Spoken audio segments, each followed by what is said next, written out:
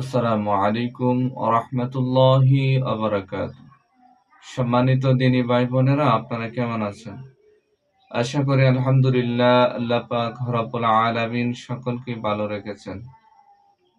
আজকে আবারও একটি বিষয়ভিত্তিক আমল নিয়ে উপস্থিত হয়েছি, যে আমলের মাধ্যমে যারা ঘুমের মধ্যে ভয় পান, বিভিন্ন ধরনের স্বপ্ন দেখেন, উপর থেকে পড়ে যান, হ্যাঁ, কোনো কালো ছায়া আপনাকে দৌড়ায়, গরু আপনাকে, ষাঁড় এগুলো দৌড়াচ্ছে ঘুমের মাধ্যমে, বা ভয়ঙ্কর স্বপ্ন দেখেন যেটা দেখে আপনি ভয় পেয়ে যান।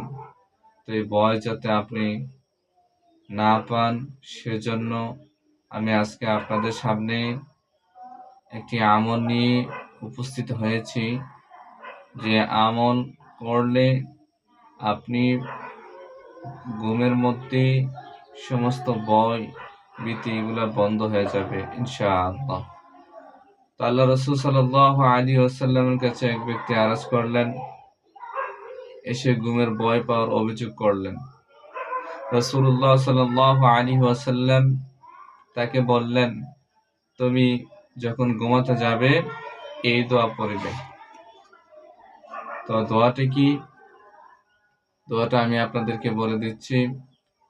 আউযু বিকালিমাতিল্লাহি তাম্মাতি মিন গাদাবিহি ওয়া শাররি ইবাদিহি মিন হামাযাতিশ শায়াতিনি ওয়া আন ইয়াহদুরুন।